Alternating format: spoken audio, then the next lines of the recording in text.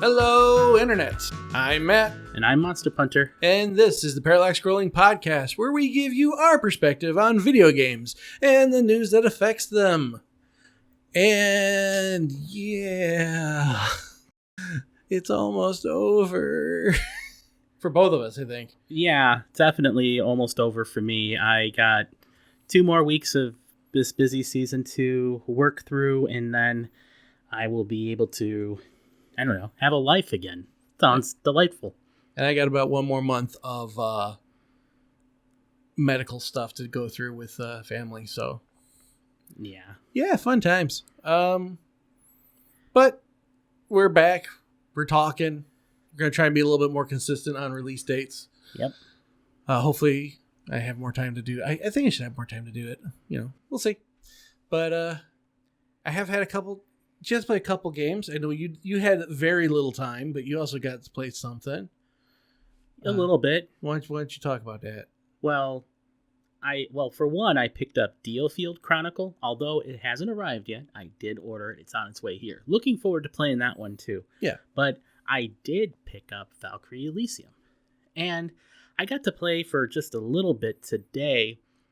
And you get to use your save from the demo, which is nice. Oh, good. And then there was 2 things I noticed right away. One is I had another life max gaining item, so I was able to use that. I forget what they're called, but it increased my life. And then there was an ambrosia. I think it's called an ambrosia, that when you use it, it gives you another spell slot.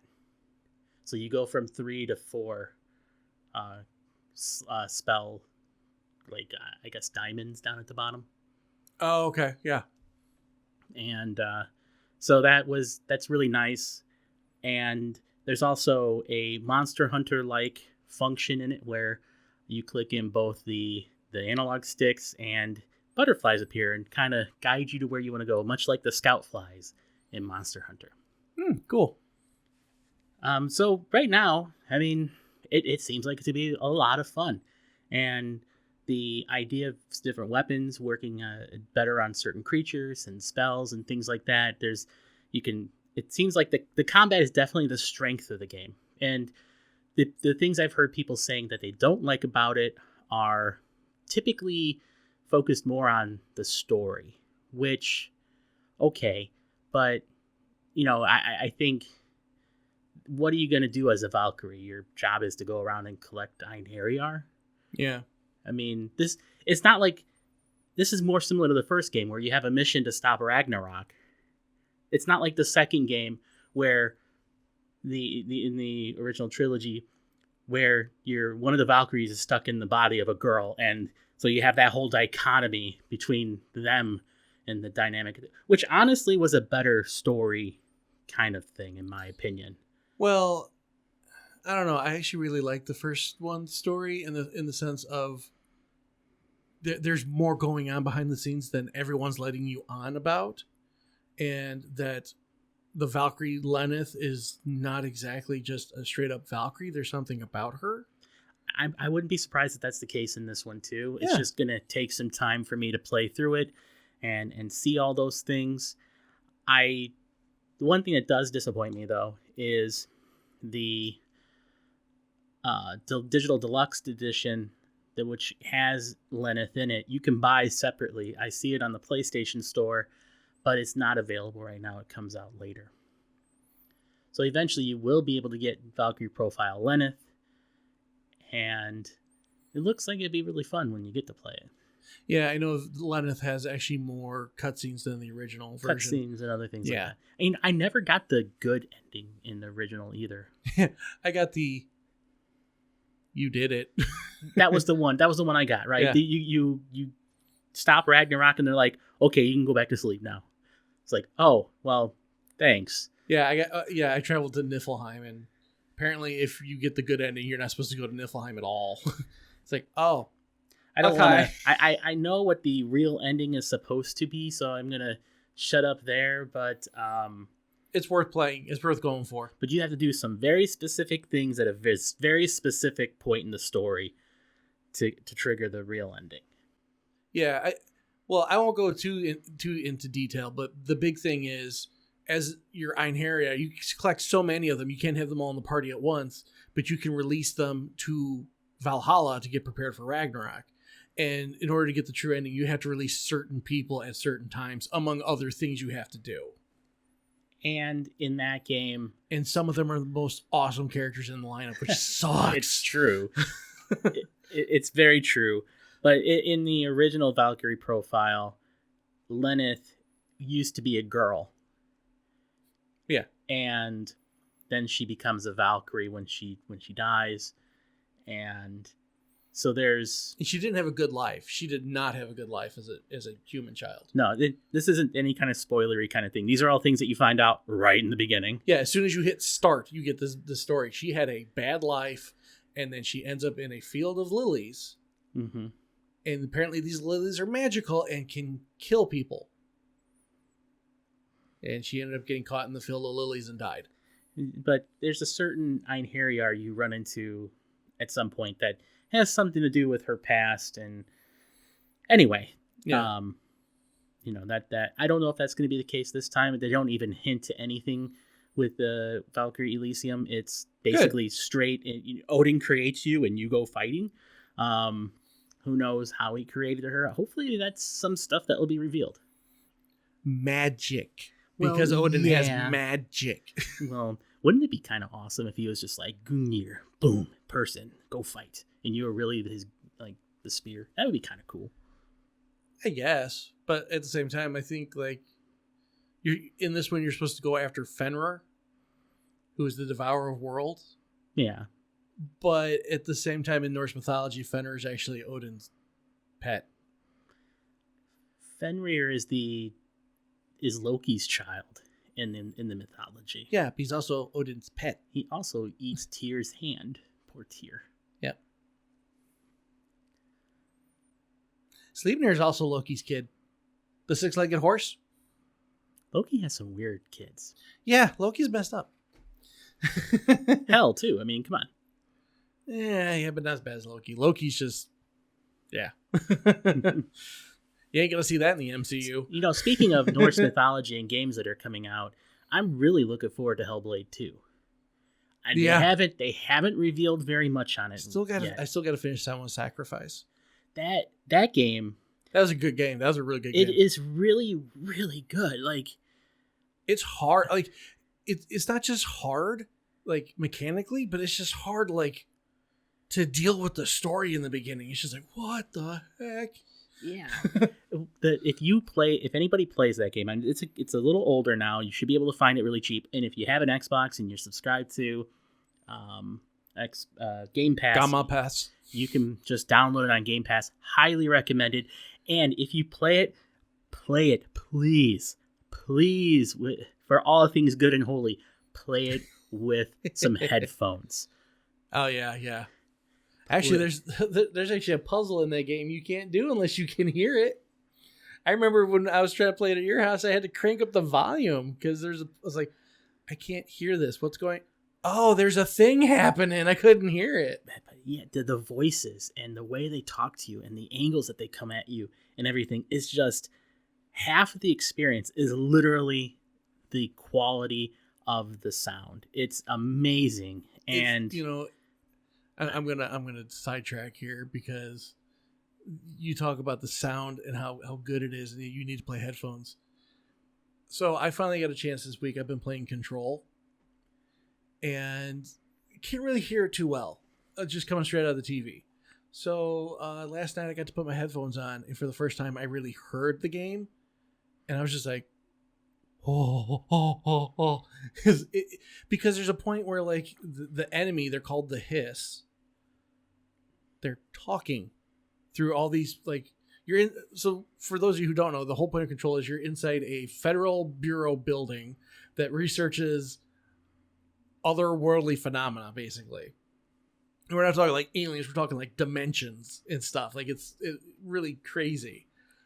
But the whole premise is there was an otherworldly race they're called the Hiss because it sounds like a hiss in your ears. They end up taking over the bureau, and the bureau is like this ever shifting, ever changing building on top of it, like it's a magic house kind of thing.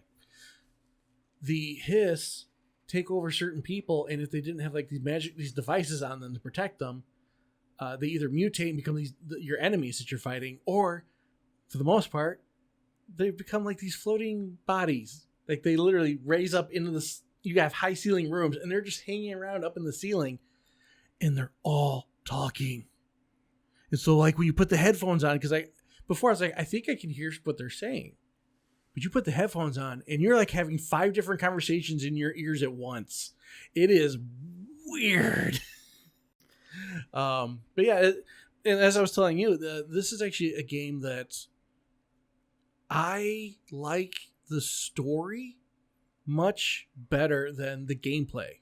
Like normally I like to have like it to be fairly even across the board. I want good story, good graphics, good sound, good gameplay, you know. But this one, some of the gameplay elements kind of irritate me sometimes. But the story, every little bit has me intrigued. So, I would recommend it if you have not played it. At least to play it. I mean, you don't have to buy it, or if you don't already have it, but you know. I played it to the first boss. Eventually, I'll get back to it because I do have it as when they offered it on PS Plus. So yeah. I was gonna say if you get an option to get it for free, definitely give it at least a demo or something. Give it a shot. See what you think. Yeah. Speaking of giving things a shot or lack thereof, really, Google pulled the plug on Stadia this week. He did. That was a good segue. Not really, because I was still going to say some stuff. Anyway, it's okay. Yeah, so let's get to the news. First big topic. Googa, the people I work for, Google pulled Stadia this week. Is it Gaga? Is that your competitor, Google yes, Gaga? Google and Gaga. No, they're our partners. Business partners. No. Do you guys all worship the mighty pacifier? Yes. But no, technically you work for Google now too, so yeah, Google pulled but I'm on the cult of the bib. You're just a giant baby is what you are. Anyhow, as we're saying, Google pulled Stadia. It's gonna. I think it ends the end of November is when they're finally pulling. No, it's actually early next year. Is it early next year? Okay. Yeah, it's like January. They wanted to give everybody enough time to play through their games. Right. And the one thing I did hear that I was like actually impressed with is that they are refunding everybody who bought a Stadia. They are refunding hardware and all the software. So that's actually amazing that they're doing that. They didn't have to. They could have been like, no, we're just stopping. But they did something very charitable, I think, which is rare. Here's 2 things that are actually kind of nice about this. One, a lot of those people are going to say, do I really want to have those games still? And they may not buy them again. Number 2, how much are they being refunded? Are they being refunded the price they paid, or are they being refunded the current price of the game? I think the one article I read said they're getting a full refund. Full refund then. That's good. If I'm wrong, well, it's the internet. You can tell me. But, I mean, we are talking about Google. It's one of the companies that can do it. It's not like OnLive. Do you remember OnLive? Oh, yeah. OnLive, I don't recall them ever paying back anybody for the games that were purchased on that service. Right. And I think the reason is because they're not Google. They don't have like a war chest of billions of dollars to fall back on to say, okay, Stadia, our product what didn't work out. Why don't we just refund everybody? It'll cost us a couple $2 billion. Whoop-de-doo. Yeah, we'll make that back in a couple seconds. And the sad thing about it is they still benefit from refunding everybody. Yeah. I'm not going to reveal my profession here, but I will say this much. All those refunds, they get to take that as a tax deduction. Yeah. I mean, I would. Like, how can I get out of this? Can I get out of this? I'm going to get out of this. All right. Well, I mean, it's just, it's good guy Google refunding everybody, but just want to let everybody know that, hey, on their financials for their annual report, they get to report a deduction for that or a loss. Yeah. And that loss is also goes on their tax return. So they get... Well, just like we could for all the like audio equipment if we actually get, for what we do. Yes. Yeah. So. But well, that's different. But but I'm saying like it's a business thing that you can do. It's a business option you can do. You get a deduction, sure. Yeah. But what I'm saying is that, they're going to get a lot of good PR for this, but let it be known that, as part of this, they get this side benefit as well. They get something out of it still. Honestly, I wouldn't be surprised if they decided to do the full refund because they had a team analyze, hey, can we get our money? Can we recoup this somehow by giving them all a refund? Yes? Okay, let's do it then. Well, it sounds like they're still going to use those servers for something else. So we'll see what happens. They're running out of space on YouTube. But, fact of the matter is, the Stadia lasted, 2 years? Yeah, this isn't the first project that Google has canceled like this either. Oh, no, Google cancels stuff all the time. Yeah. You know what, though? I don't want to get off on too much of a tangent here, but there's a company out there, you might have heard of them before, called 3M. 3M. Oh yeah, they nope, never heard of them. Yeah, I never heard of them. Yeah. You only probably use tape and other things and stuff that they use. But they actually celebrate failures, or at least at one point in their history they did. Because the process, even though Google didn't succeed with Stadia, failure, you get to learn a lot from failure. True. And so you learn much more from failure than you do from success. And I think even though they're killing Stadia, does that mean that they're out of the game completely? No, because they have Google Play and everybody has a phone, right? Yeah, but the thing, I guess here's the big takeaway for me. It's another video game system, another video game company that's gone. We were talking before about like the Sony, Microsoft, Nintendo triad of power, basically, and we were talking about how it's harder for newer systems and newer companies to get into that market, and I think this is just this points to that. Oh well, yeah, sure. The barrier to entry is extremely high. We did talk about that. Yeah, but what Google, although they wanted to say they were competing with, the big three, we'll call them, and PC gaming, I think that they weren't directly competing with them. If they wanted to directly compete with those companies, they could fund the research and development. They could fund a new console and put something out. Google's completely capable of that.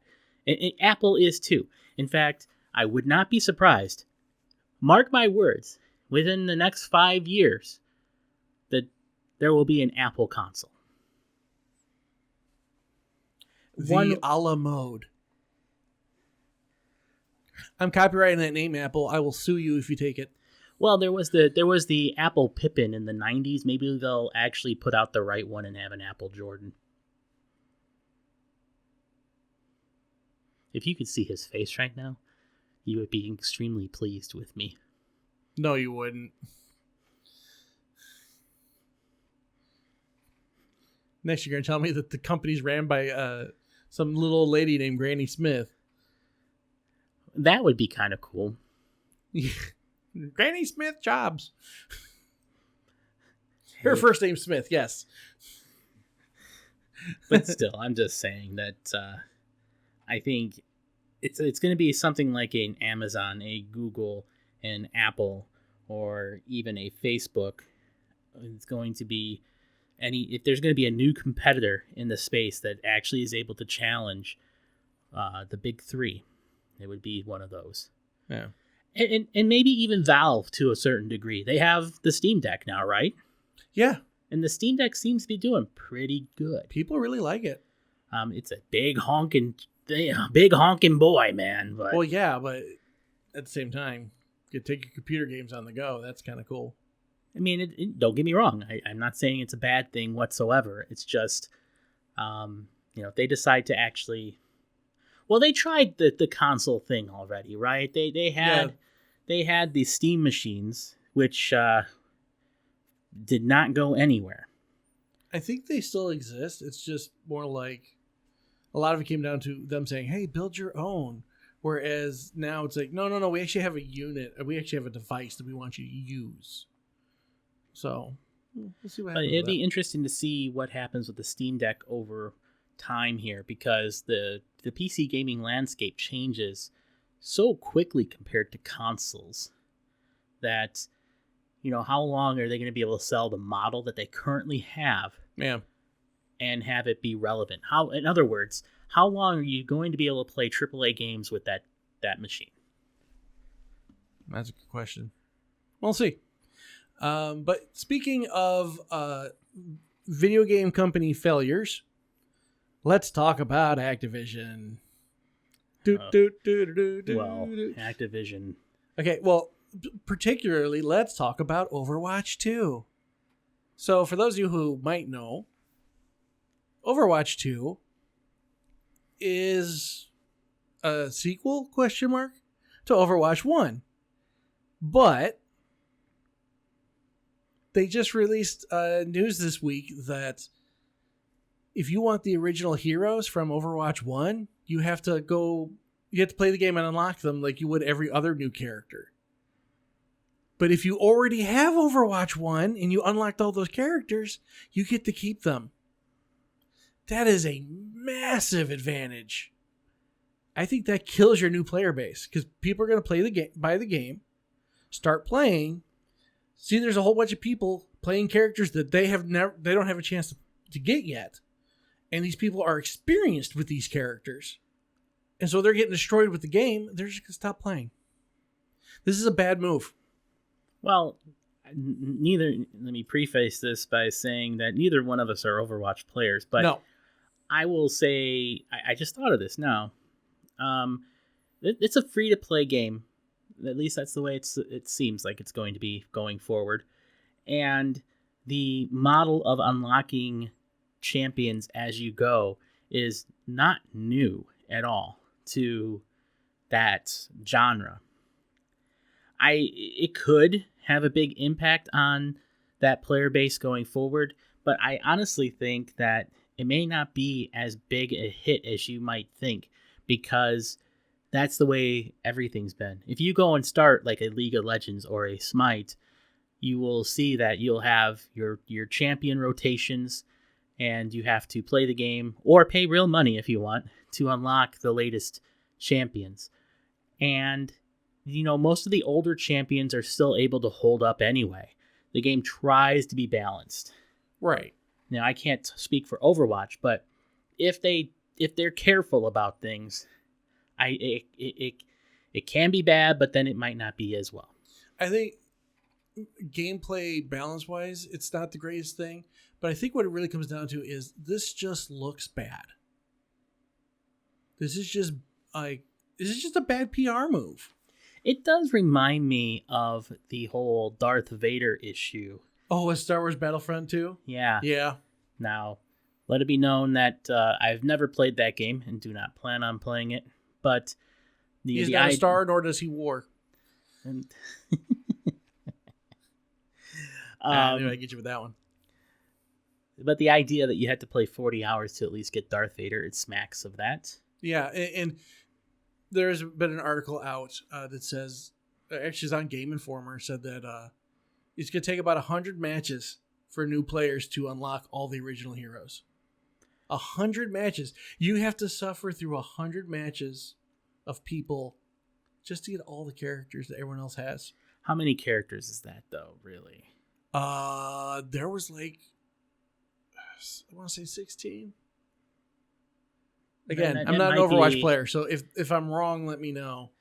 Yeah, I can, as a person who played Smite for a long time, and maybe eventually play it again some. You know what? Hold on, Internet. My keyboard's going to work.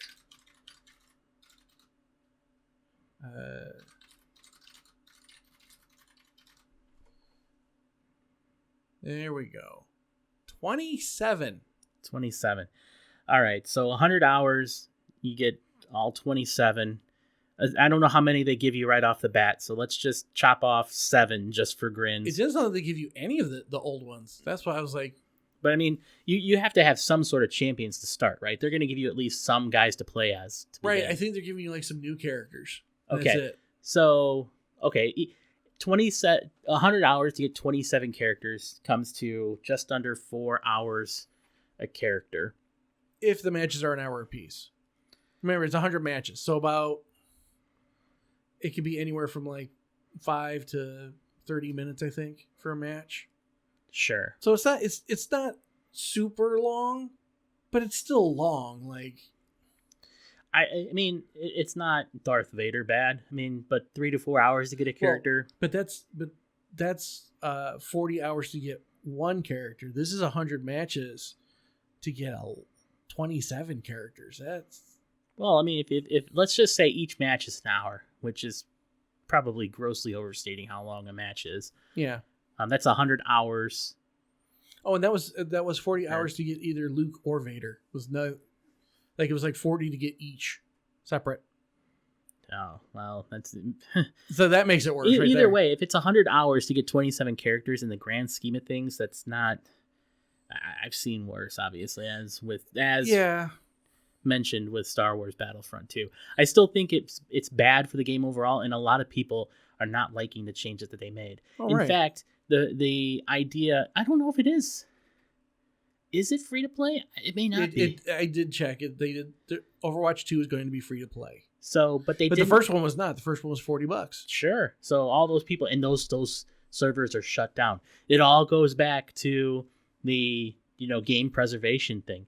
So now, unless there's some people out there, which there probably is, who is able to recover Overwatch 1, that's gone forever, never to be seen again. And it's a shame. Which, I mean, the internet exists, so there is a possibility, a very strong possibility. Yeah, that's happening. Possibility. Yeah. So it's another bad PR play on Activision's part. At this point, I really am I'm tired of seeing them in the news. I'm tired of hearing about them. Like, just Microsoft, get it over with. Peel the Band-Aid off. Get in there, clean house, and then let's start making this a better studio, please. Speaking of things that need to be better, I hate to circle back to Stadia because we didn't talk about this at the time, but the exhibit of gaming blunders that they put on. You are so on edge about this. There's few things that actually make me mad. The idea that the Sega Dreamcast was a gaming blunder, it just is abhorrent to me. Okay, but again, we go back to it. It's not the writer of the article's fault. It is Google's fault. Because Google, when they introduced the Stadia, had a display of the 3 biggest video game failures in history, they said. And it was the Nintendo Power Glove, E.T. for the Atari, and the Sega Dreamcast. Which, if you talk to anybody who's owned a Dreamcast, they had some of the greatest games, and they had a wonderful time with their machine. Oh, really small side note. Especially some of us who still have ours. Oh, I have mine for sure. Yeah. Do you know that you can buy a portable Dreamcast? Just wanted to interject that for a moment. Portable Dreamcast. Yes, a portable Dreamcast. Someone stuck a 5-inch LCD, rearranged the guts, and you have it's a mammoth thing and weighs a ton, a lot, but you can have a portable Dreamcast. I want my portable Dreamcast to look like the way the setup they had in Typing of the Dead, where the Dreamcast is on your backpack and then you have the keyboard in front of you. You use the keyboard warrior walking around. Like, that would be fun.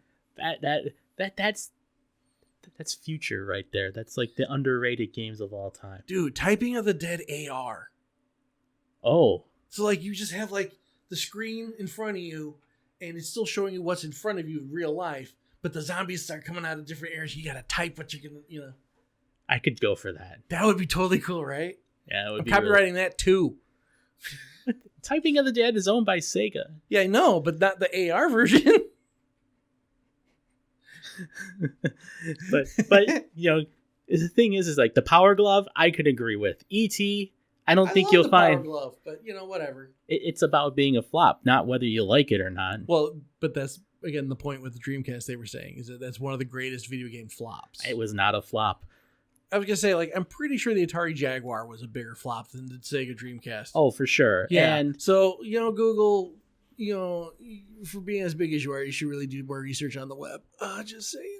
All I'm going to say is the Dreamcast was supported in Japan for a long time. In fact, the Dreamcast has a lot of homebrew development going on for it. You can still buy new games for your Sega Dreamcast. You do realize with all this talk that's been negative about Google, we're probably getting this episode suppressed. Just to give you a heads up. I don't give a damn. Just saying. When we only get like 3 views on this one. Eventually. But here's the thing. Like, I think there's some other things that definitely deserve to be on this list that wasn't on the list. For one, where's the Virtual Boy? Ooh, good question. That I used to play that in the Blockbuster video. I'm old. And I would get sick just from going in the store and be like, I'm going to play Virtual Boy for 2 minutes, and then I'm going to vomit. The Nintendo only picking red and black or shades of red and black. I felt like they were limited in the technology at the time. Nintendo didn't want to put more money into it. It's really what it came down to.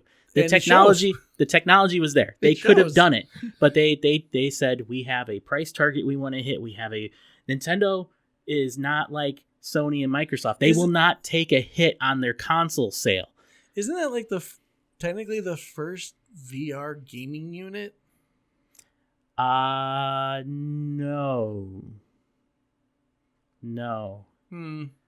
I think that the first one would be from the 80s.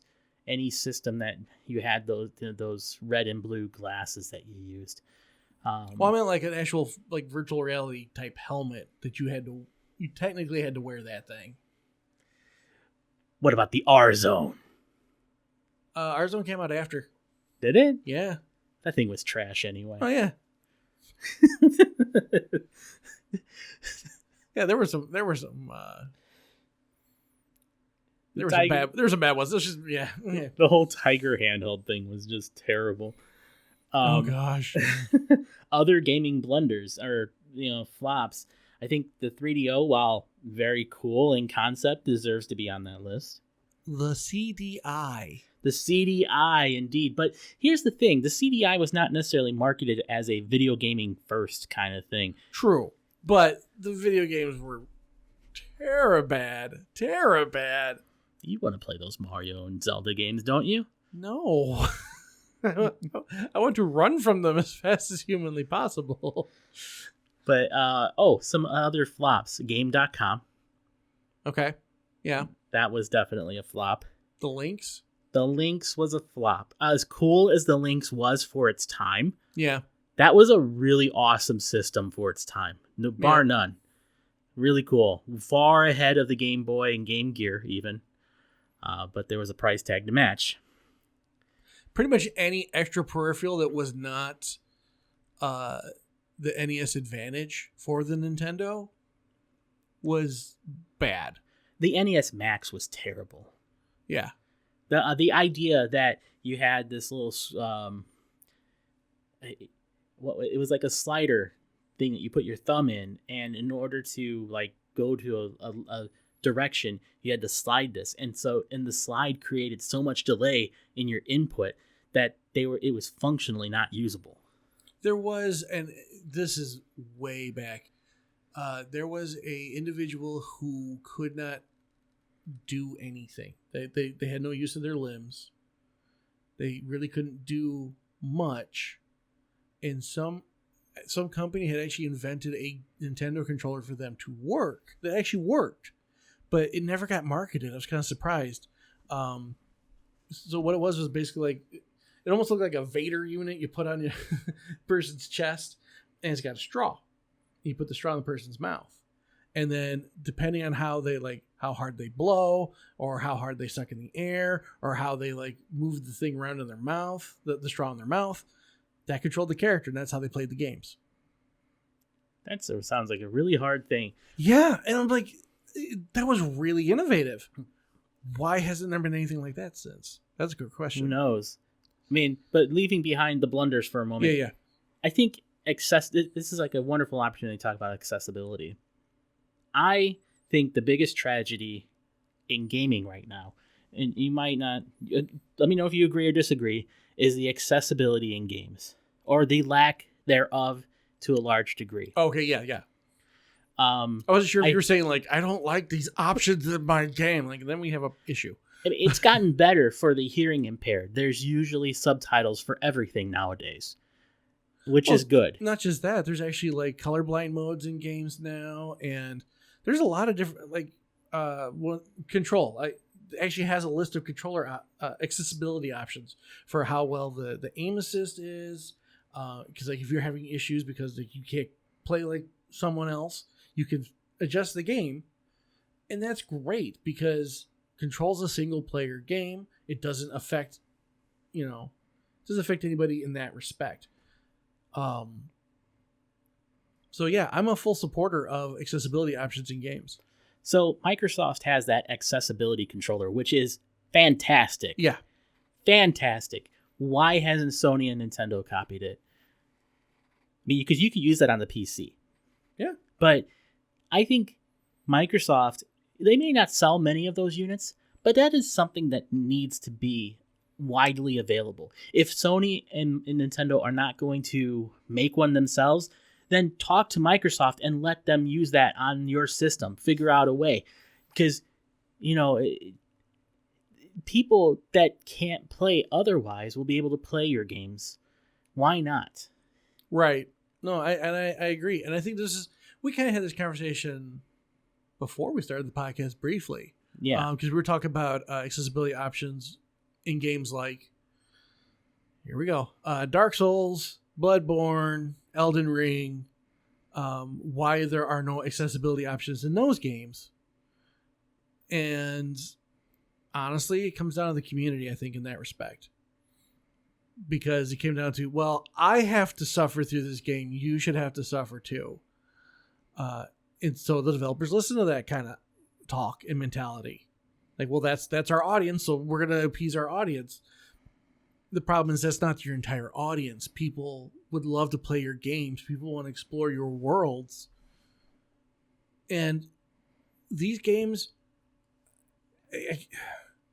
First off, PvP inside these games is a terrible choice. That's, I'm going to say that out loud. Shout that across the internet. PvP in Soulsborne games is a stupid idea. I await your comments. But the single player experience is so massive and wonderful and inviting, and it is challenging. But somebody who has accessibility option, doesn't have the ability to control their character as well as me.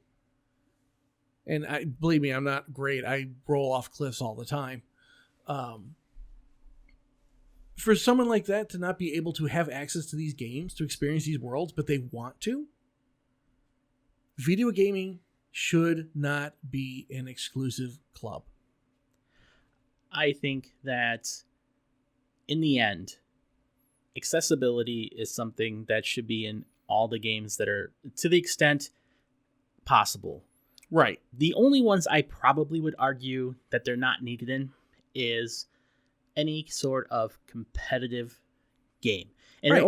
it only needs to be in their competitive modes. So even if you take something like a fighting game, make the single player really easy for these people if they need to be, or have all the accessibility options. Yeah, give them like just press forward and punch for Ryu to throw a fireball or something. Like make it easier for them to do. I agree with that. But I mean, as a competitive game standpoint, sure, okay, I get all your points. I'm not going to fight you on competitive play. Right. But if you're not bothering anybody else, I don't think there's any excuse to do it. And for everybody who wants to give their 2 cents about somebody else's single player experience, it's not your single player experience. Shut up. And I get the whole artistic vision that the person who creates the game wants to have. But as you know, if I was a developer, I would want everybody to have the best experience they want to have with the game. Right. I mean, not only because that's good, good for your your customer. It's good for your business anyway. It's great PR. It's good PR. It'll sell more copies. In the end, you're going to put your blood, sweat, and tears into this. Don't you want to be able to sell it? I mean, if your integrity, quote unquote, stops you from putting accessibility options into your game, then you deserve for it to do bad if it does, in my opinion. Yeah, I agree with that. It's just let people play games. That's all we want to do. And like I said, we don't want video games to be an exclusive club. We want everybody to be able to enjoy this art form. Like, people want to throw that term around. Let's throw that term around a moment. Video games are an art form. It's an interactive art form, but it's an art form. This is a great mental reliever for people. This is a great stress reliever for people. And it's also a great way for developers and creators to express themselves in a way that they could tell these fantastic stories or make these very interesting games for people to enjoy. So why, and I guess that kind of leads into the argument of gatekeeping. Like, why is that such an issue? Why are people so afraid to let people into our circle? Like, no, give me more people in this circle. Let's make it huge. I'd love to be able to just, be in the grocery store one day and I hear somebody talking about, like, I'm going to go back to Elden Ring. Someone's talking about Elden Ring and I could go, yeah, man, I was in that same issue. And then we can share a moment. We're not going to become best friends for life or anything, but it helps you contact and commune with the people around you and use social network and whatever. I don't see this being a bad thing ever. So it's just weird that it's such a divisive topic. And if you are part of the get good kind of mentality, I encourage you to get gone. Yeah, get gone. Yeah. Sorry, I had to jump on that one. It's actually funny you say that because back when Elden Ring first came out, and my Twitter feed was getting exploded with people when get good, get good, get good. I had to actually go into my Twitter settings and block the phrase GIT space GUD because I was so sick of seeing it. I was so sick of it. I was so sick of it. And I even put out a tweet saying, if this is going to be your mentality, don't talk to me. I don't want to hear it. I don't see any benefit to excluding anybody from what is supposed to be a fun and enjoyable hobby. Exactly. It doesn't make any sense. You don't hear painters being like, oh, you're using that paint? Oh, get real. Oh, well, then again, we're not in the painter circles. I imagine that there could be some fights. Watercolor versus oil. Yeah, no, actually those exist. But I'm talking like, in this respect, it's more like watercolor versus watercolor. You're using those style of paints? Oh. Like, keep your elitism to yourself.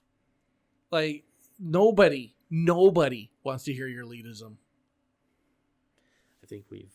Oh, we're well past our normal talking limit. No, I think we beat this subject into the horse has been dead for a little while now. Well, we'll resurrect it later. But you know what's not dead? The flow of RPGs we're getting from Square Enix. We are working on our segues. Can you tell? This is like the training episode. What, can you have training wheels on a Segway? I don't know. What would training wheels on a Segway look like? I only want training wheels on a Segway if it's like the Gladiator style where I got the little spikes and I can run into other Segways and bump the people off. Like, the new Chariot Wars. Yeah, Segway Chariot Wars.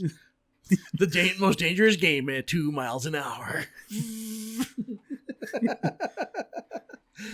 Oh, but yes, Square Enix is releasing they've said, at least 9 games in the next 3 months. Yeah. Yay, is all I can say about that. Yeah. So let's talk about those. First one on the list is Field Chronicle. Oh yeah, just bought that one. Looking forward to playing that. It looks really good. It really does. Valkyrie Elysium, you were just talking about that one. Nier Automata, the End of Yora edition. That's for the Switch. Yeah, and you know what? I'm not upset about it because I loved Nier Automata. That game was fantastic. No, it is. I don't know. I haven't looked into it, so I don't know what kind of compromises they had to make to put it on the Switch. But for people who only have a Switch, play that game. Yeah, jump on that. Yeah. As long as you're able to meet the age requirement. Well, it is M-rated, and there's good reasons. I just hope they didn't have to make too many artistic choice cuts and that to get it to fit. Although I have been surprised by some of the ports over to the Switch at times. Which reminds me, on a completely quick side tangent, Bayonetta got a physical release. Bayonetta 1. Oh, really? For Switch, yeah. Oh, wow. So, good on them. Okay, back on topic. Star Ocean: The Divine Force. That comes out later this month, and to be honest with you, I want to play it. There's a demo. Good. There's Yeah. a demo. I plan to download the demo and try it. But Yeah. I have not been interested in a Star Ocean game for quite some time. I played the original Star Ocean on the PlayStation. That's a good game. And then after that, I kind of fell off the... I have played... we also played Star Ocean 3. I don't recall playing Star It's Ocean. for PS2. I still don't recall playing that one. If you saw it, you would remember. Because I remember us actually playing it and talking about it. Okay. But yeah, so Star Ocean 1 never came out initially over here, stateside. The first one we got to play was Star Ocean 2. And that game is massive. And I loved that game. Then came Star Ocean 3. We played that, and that was great. Star Ocean 4. I can't remember how many more there are, but I've also played Star Ocean Integrity and Faithlessness. That's my official review on that game. I have not played it. So here's the thing. The one thing I love about the Star Ocean series is it is the concept of, here's a whole bunch of galactic space travelers, and they land on a planet that is ruled by swords and sorcery. And it's how do we mash up these genres in such a way? And they do such a fantastic job for the most part. The issue I had with Integrity and Faithlessness was that one of the sci-fi characters has 2 very key story missions where she has to leave your party to hack a computer open. And at least 2 of them. But the entire time she's trying to hack this computer open, they're sending you like some of the hardest enemies your characters have yet to face. And if she dies, you lose. You actually have to go back to your last save point. And they don't send you like, here comes one guy. They send you like 5 or 6. They pour them onto you. And after I did it the second time, I was like, nope, I'm done with this game. I put it down and I'm never picking it up again. It was bad. Well, I just hope that this new release is going to be very good. Yes, I am too. I really am. I want it to work. For those that listen every week, we will be talking about this again after we both get to try it. Yes, definitely. Okay, next game on the list. By the way, that comes out the 27th. I think you said that earlier. I just want to confirm that. October 27th. On just about everything except Switch. So, yeah. Next game on the list, Harvestella. Farming life sim plus action RPG. Next. Yep. I mean, I already got a game like that called Stardew Valley, and I actually do like that, but I don't know if I really want to get involved into another one. Let me tell you how much I like farming sims. I like them just as much as the allergic reaction I had to something not too long ago, which is to say, you did not have a good time. No. That's why I haven't played anything like Harvest Moon or other Harvest things. Moon. I hate Harvest Moon. I'm sorry. Sorry for all you Harvest Moon fans, but I can't play that game. I need action. I need it. Well, there's some games that I like to play. Like I used to play a lot of SimCity 2000. That doesn't have any action in it, and some of the Roller Coaster Tycoon was fun too. So I'm cool with those kind of games every now and again. Yeah. Don't need constant action, but I tell you what, it's more fun to build a roller coaster park than it is to build a farm. Well, yeah, because most roller coaster games let you remove the final piece of track and send your cars flying. Stop giving away all my secrets to having fun. It's my secret too. I do it all the time. Okay, it's fine. It's not really much of a secret, but still. Yeah, it's fun. Next game, Dragon Quest Treasures. I don't know much about that one. From what I kind of understand about it, it's kind of like do you remember Final Fantasy Mystic Quest for the Super Nintendo? Never played it.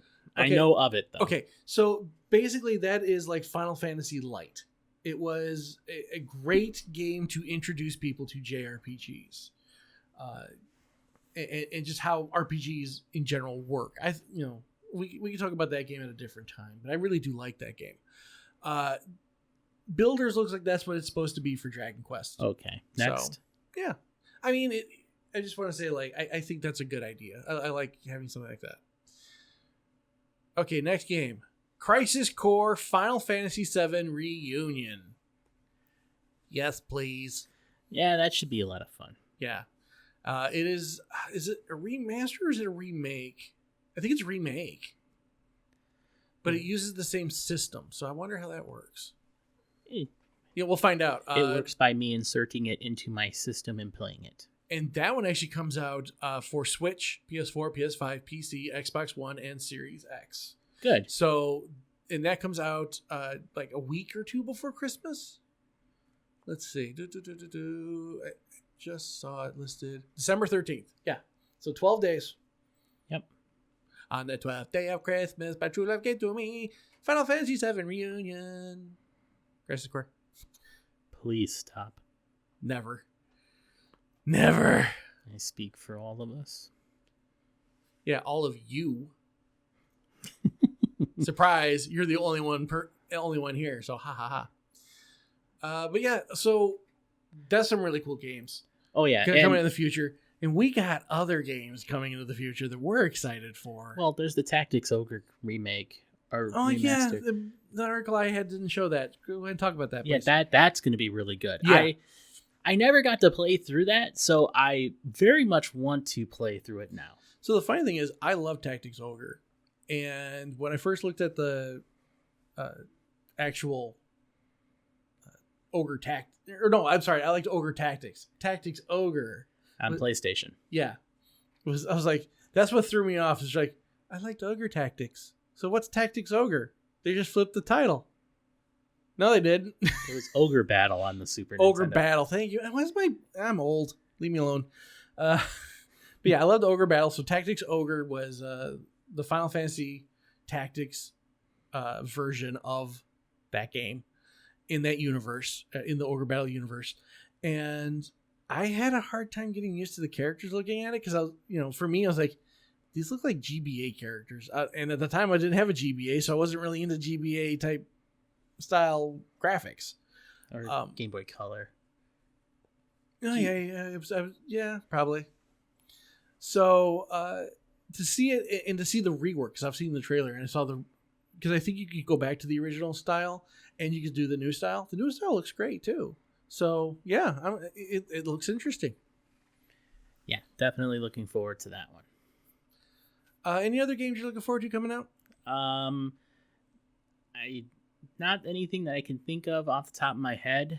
But there's always something that comes along and surprises me. Well, I do have one, if you don't. What's that? So, this game came out, it's hard to say game. These 3 games initially, the first one came out years ago, and then the second chapter came out, and the 22nd, the whole trilogy is being released on Steam. Oh man, the game is called Faith. The whole trilogy is the Faith. Its developer Airdorf likes making retro style horror games, and it's a horror game. And in Faith, you play as a Catholic priest who has to go back to a house where I think it's excommunicated, right? Or no, exorcised. I'm sorry, he exorcised a demon possessed girl, and he has to go back to the house because things are still bad there, and it's like 10 years later. And it is a horror game. It's a very Atari looking game. I'd say like 2600 almost. It looks of that era. I would probably it's very intentional, by the way. Yeah.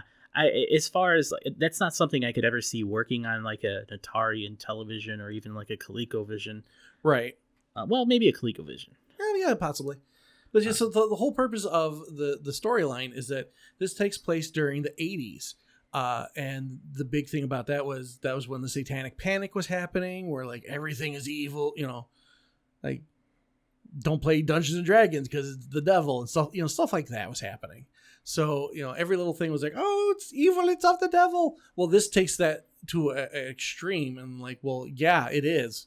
And here, these people are being possessed by actual demons, and the actual demons are around. And like your weapon is literally your cross. You have a little cross, and you hold it up, and you like Jesus away the bad guys.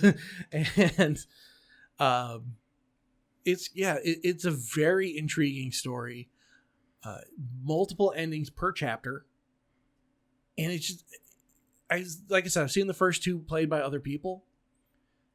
I'm so looking forward to playing this whole thing, and not just as a game player, but like I do like horror games to a point, but this one definitely has me gripped on that end. And even as a Christian, I'm actually interested in this too, because I know what's going on with the game, and I'm not going to be like, my sensibilities are not going to be triggered because of it. Like this is going to be something cool.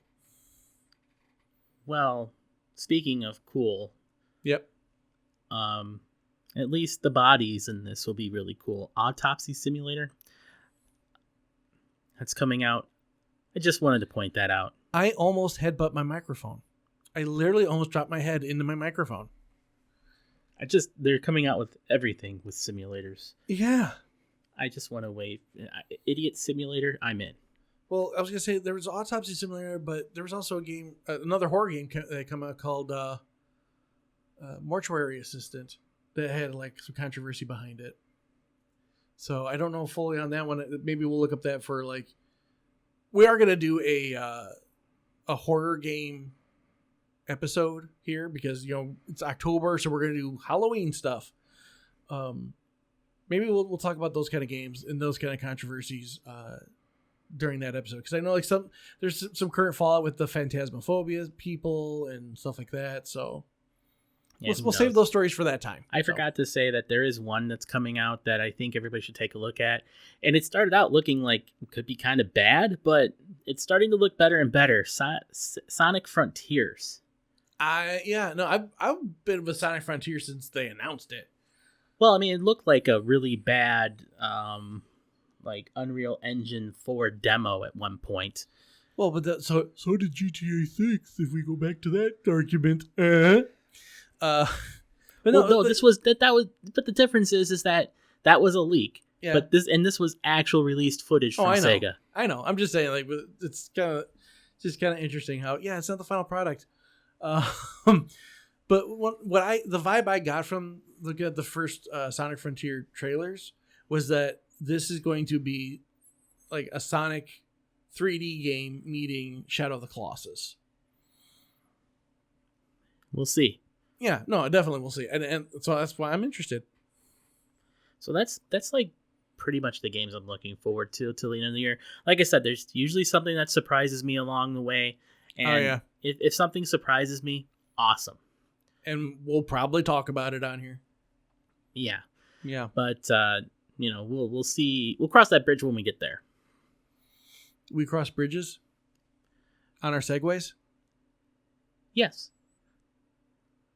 Hope we don't get our wheels stuck. Oh, but then there's also the one other thing I'm definitely doing before the end of the year, and that's getting a Mr. project. If you have the money to invest in a Mr. project, oh man, that's like my Christmas present to myself is going to be a Mr. project. If I get 2 of them, can I have the Mr. project? You can do whatever you want, I guess. But that was a band from the 80s? So the Mr. Project is the Mr. Project's been going on for a few years now, and what it is it's a FPGA chip. FPGA standing for Field Programmable Gate Array. It's a fancy way of saying this chip can mimic other chips. See, I thought the FPGA stood for the Fancy Professional Golf Association. Well, but like every time they swing their clubs, they got to hold their pinkies up, like. Some of them do. That's when they putt. I'm talking about that. 4, whoop, pinky up, whoop. But getting back to what it actually is, basically with the Mr. Project, you can have a Super Nintendo one moment, and then it's a Sega Genesis the next moment, and Atari 2600 the next moment, and you can play all those games. But Monster, some people already have that. It is called emulators on their computer. So I'm glad you brought that up. The big difference between what this does and your emulator on your PC. Now I think emulation is fine. I used to be a big person against it, but as the prices of older games and that have skyrocketed, and you cannot get those anymore very easily, I think emulators are becoming fine, in my opinion, because that's the only way you're going to be able to play them going forward, unless you have a lot of disposable income. Well, and like we talked before about some games being completely unavailable anymore. Sure. Yeah. But the difference between your traditional emulation and the FPGA is it's hardware emulation, not software emulation. So what happens is since the FPGA chip mimics the other ones, there's no input lag. With your software emulation, there's always going to be a layer of translation where it has to translate what the original code was for that system and then translate it to your PC or whatever the case may be. So that translation layer will always have some sort of input lag associated with it. And so it's a lot of money to go the way that I'm talking, but you get to have a nice little box that sits under your TV. It plays everything up through PlayStation and Saturn. And the lights blink. And the lights blink. Yeah. At any rate, very much forward looking. If I could talk. Can you tell we're tired and we've had a very busy time ahead of us? I've already had and one behind energy. us and around us and through us. I've already had one energy drink. I don't want to drink another one today. But you sure you didn't have a drink energy? Yes, I had the energy drank me, actually. It's always Russia. Energy drink you. Well, before we go, there was one other thing I wanted to talk about at the very beginning. We were talking about games we had a chance to play. Last year, Terraria, you know this game because I've played it a lot, and I've talked about it many times. They won an award. They won Steam's Labor of Love Award. The Steam community voted on it, and it was like who's given like the most love and attention to their game kind of thing. And Terraria won. So the developers went back in after they had already released their final update, quote unquote, and they released the Labor of Love update this past week. And it's amazing. They even released 3 special seeds. You could type in seed codes now. It's been that for a while, but one of them is literally 3 words put together, lowercase. Get fixed boy with an I, so BOI. And what it does is it completely throws the game on its head. Like, you actually, in the original progression, you start on the surface of the planet and you have to work your way down to the underworld by digging. And then you basically release the spirits of light and darkness, and then you have to go through the rest of the world in a much harder setting. This time around, the game starts you in the underworld and you have to go up. And everything's different. Everything's wild. Like, instead of there being like just the underworld filled with like pools of magma, it's all for the most part covered. And there's trees, special trees just for that area. And it's the way the game progresses changes how you do things.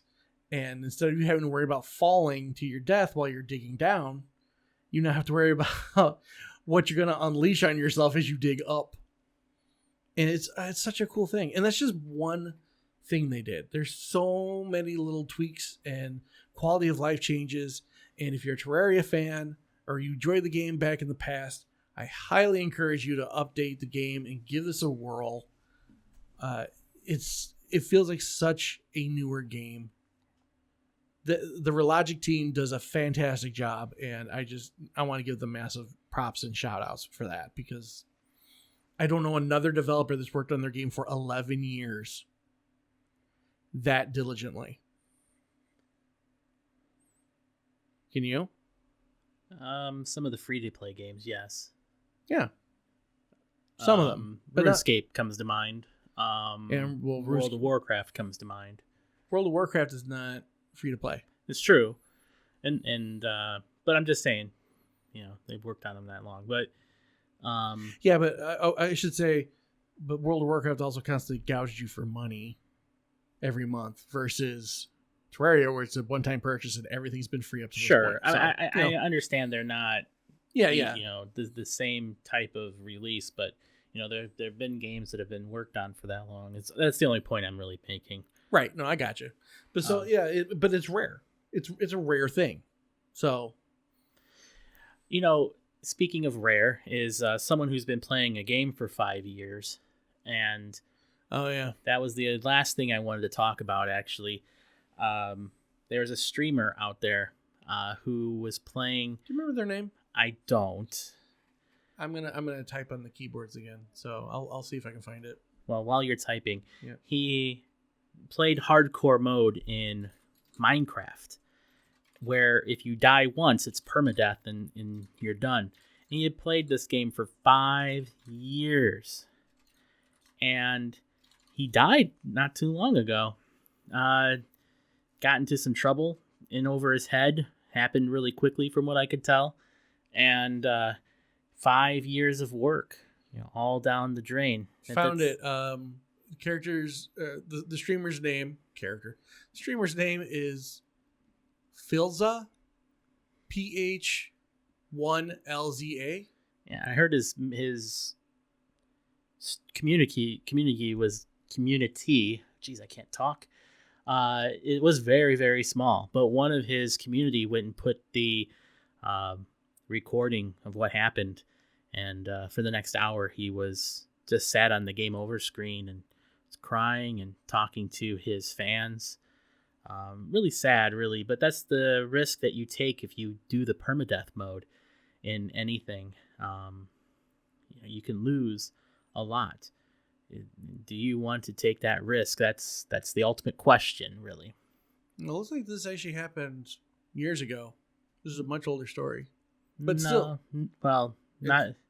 But that's when I saw it in the news. It's so I thought I'd bring it up. I saw it like yesterday or today.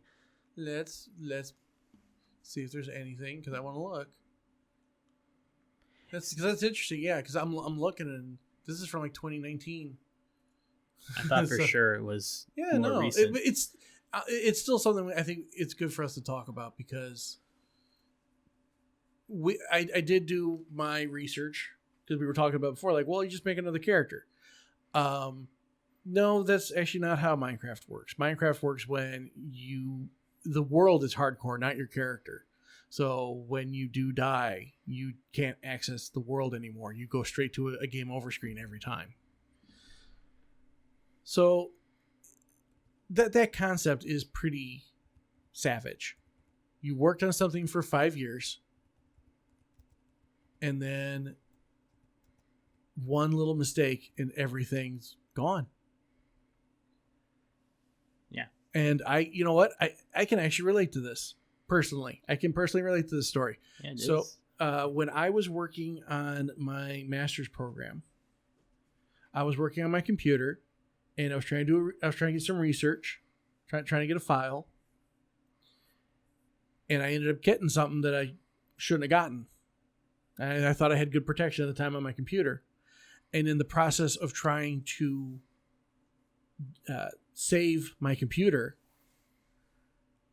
my hard drive got partitioned, and I lost pretty much everything. And I had, this is a hard drive that I had been transferring over the years. I transferred personal data onto new hard drives every time that I replaced my computer. So I had like decades, or not decades, but like at least a decade's worth of personal things, like video game screenshots and personal journals and, things like that. And it was gone. And I remember sitting there in stunned silence, and I started, as a grown man, I just started blubbering. I had lost everything. I was wailing, and I was so upset. So I understand, because it wasn't just the fact that I lost the data, but I lost the time. It felt like I lost the time. Yep. So I could understand that. For me, I played permadeath in Diablo 4 a couple times with my friend. Diablo 4? Yes, Diablo 4. Yes, we're playing in the future, of course. Diablo 3. Yep.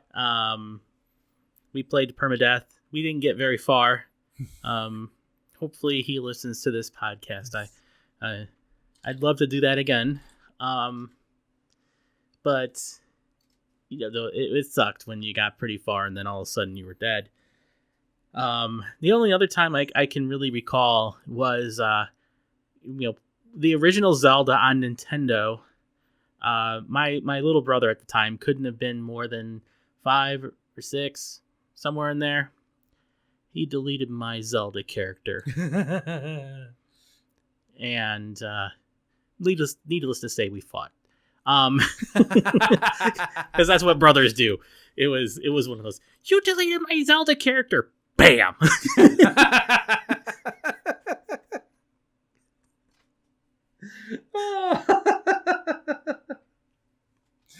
Okay. Yeah, I got into trouble. Yeah, I would hope so. He didn't delete my character anymore, though. So, speaking of accident, or speaking of deleting things, I hope our same friend who did the D3 permadeath run with you still has not, or has completely forgotten and forgiven. It was a complete accident. We don't even know how we deleted your DDR save file. Please, just. Well, this is somebody else I was talking about. Oh, okay, good. Well, to the other person who listens to this podcast, it was an accident. I don't even know how we did it. I'm sorry. You could do to him what I did to my little brother. Seemed pretty effective. Just, what? Shut up. You don't need to encourage people. Hey, what do brothers do when they're young and yeah. Well, I can throw it around and say that you're inciting our audience to violence, and I can, don't do that. Well, we've actually I'm inciting one. I'm giving permission to one person to punch you. How about great. that? Yeah, great. Yeah, thanks. If he punches me, I'm punching you. How's that? I'm okay with it. Okay, good. This has actually been our longest episode so far. Are you sure about that? I thought Yes. we had one that was No. well over an hour. No, we had one that was like an hour 3. We're already over that. Okay, well, Yeah, so this is our longest one. Hope you guys like the longer form. You know what? This is actually a good time to ask that question. What do you guys prefer? Do you want us to keep like around 30 minutes, or do you guys like the hour-long stuff? Let us know in the comments. I mean, maybe it's just a matter of, hey, we have more things to talk about this week, so it's longer. Usually, yeah, but like I know before we were kind of trying to be like specific on our time frame. Let us know in the comments. Do you want us to like keep it strict, or do you want something like this where it's just long form and we just go? Because we can go, we can just talk and this is all we do. Like, yeah. I mean, in the end, we were going to have these conversations anyway, so... Yeah, we usually do. It's just nice that we can now record them and let the internet solve our arguments. So... The internet solves the arguments? Well, they'll solve ours. I don't know about that. Well, if 50 million people agree with me and not you, I'm right there. I would love for 50 million people to listen to this. I would too. We could retire after like 2 weeks. Oh, gosh. I don't know if you make that much money off of 50 million views. You never know. But either way, it's been a long one. We should get going. But again, we just want to say thank you. Thank you guys for listening. Thank you for supporting us. Please continue to support us. Like the videos or give us the reviews. I hopefully will have time more. See, okay, you did it. You made me do it. You made me say it. You did your looking forward, reverse time stuff on me. Don't put your evil on me, Ricky Bobby. Gosh, I can't remember what I'm saying now. That's great. We're leaving. We're gonna be leaving, but oh yeah, I was saying thank you. I was just saying thank you, and I'll hopefully have more time. There we go. To put our podcast out on other platforms so that you can take us on the go and not have to plug into YouTube or, take us, tell other people, like people who don't watch YouTube, be like, hey, you like Spotify? Check these guys out. Do something like that. Hopefully we'll have more time to do that in the future. That said, as I try to wrap up for like the 5th time already, it's kind of a theme with me now, isn't it? Thank you guys so much for listening. Thank you for all your support. We do appreciate you guys. Have yourselves a fantastic day. We'll see you in the next one. Take care. Later.